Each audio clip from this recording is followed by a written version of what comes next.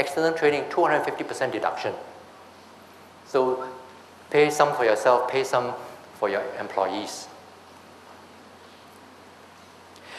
Donation, last year I was asked, will the donation of 250% be only for 1 year? Good news, now the minister has extended the 250% for another year. So donations made from 1st January 2010 to 31st December 2010 will attract a 250% deduction. Now please note that this must be deduction to IPCs, institutions of public character, not just any charities. So I have clients asking, well, we have the Haiti disaster. If we form some charitable organization, collect funds, can we get 250%? Answer is no, because you do not have an IPC. It must be an IPC.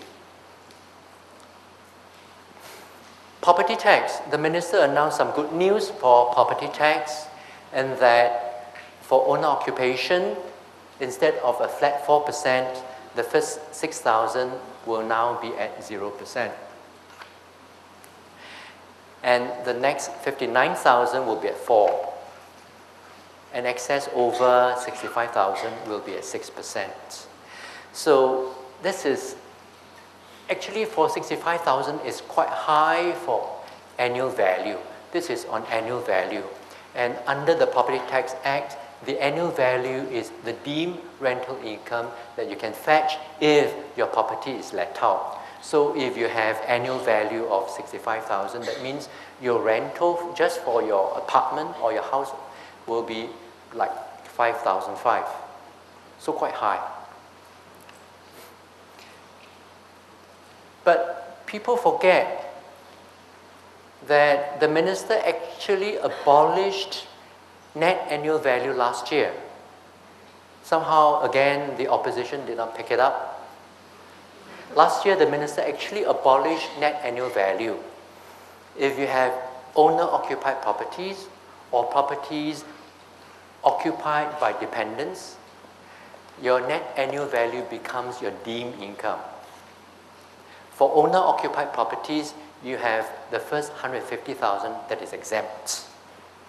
So very few of us will have property with net annual value. That means gross annual value less deductible expenses of over 150,000. So those will be the likes of your good class bungalows, maybe your penthouses in Ardmore Park and maybe the coming Mark.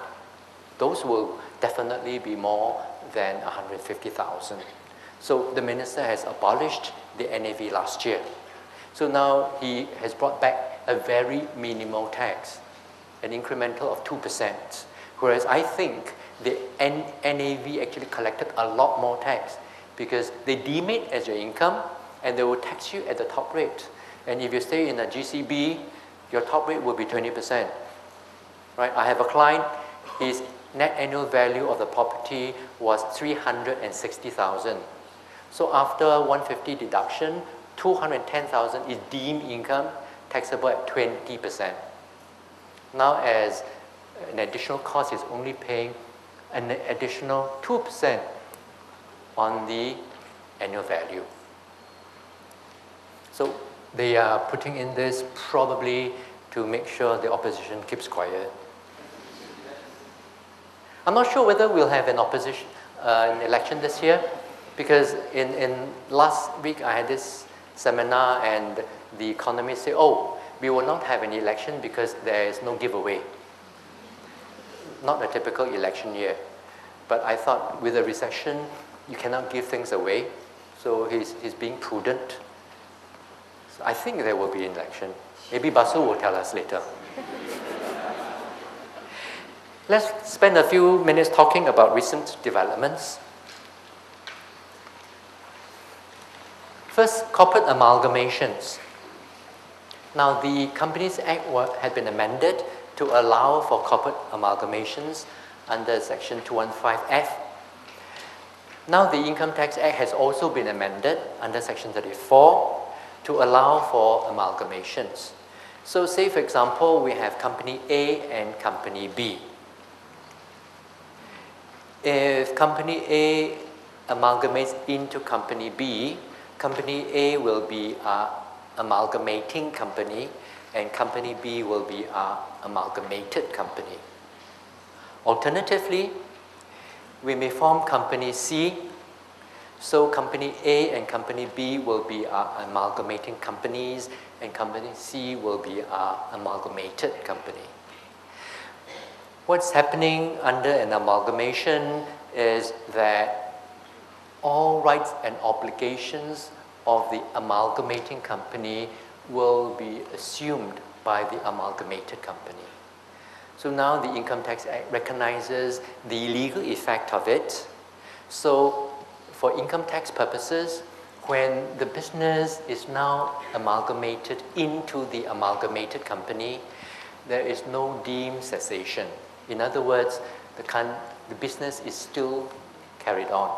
It's very important because if we have a deemed cessation of business, then if we have excess capital allowances, those are gone.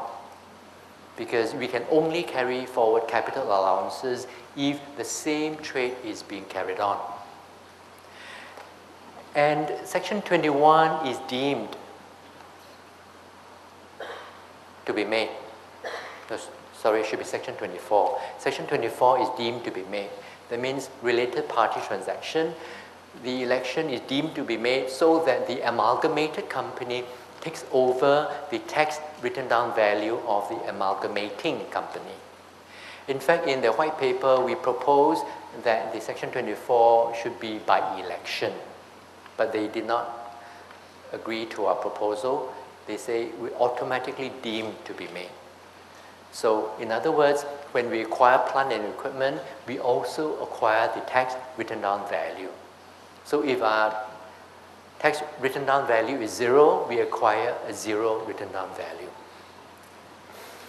Effectively, now there will be a transfer of capital allowances and losses to, should be amalgamated company, or of the amalgamating company to the amalgamated company, okay?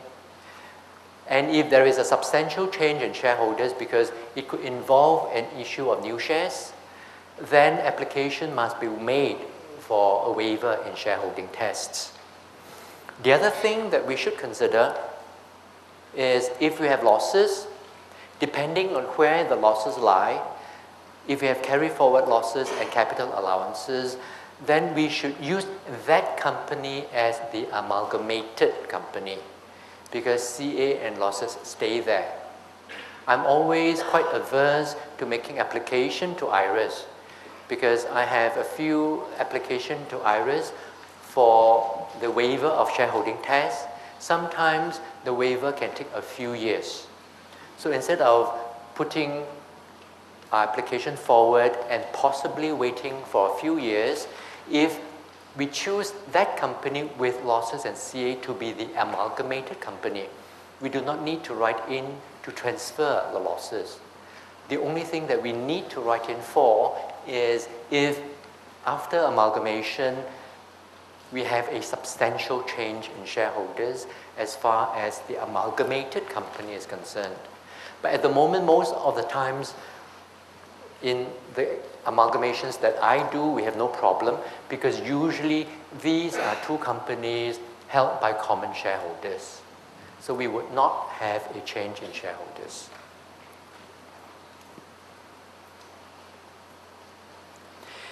Now, GST effect of amalgamation. The amalgamation will have a no supply for transfer of business because when you have transfer of business asset, there is a disposal of business asset, GST is chargeable. So we would consider this as a transfer of a business as a going concern. So no need to account for GST. And this is especially important if we have large businesses. Just recently I had a merger where one company has been merged with another and we were talking about net book value of a few hundred million. Okay, so the GST cash flow effect can be quite substantial if there is no transfer of business as a going concern. and then all the qualifying input GST will be claimable by the amalgamated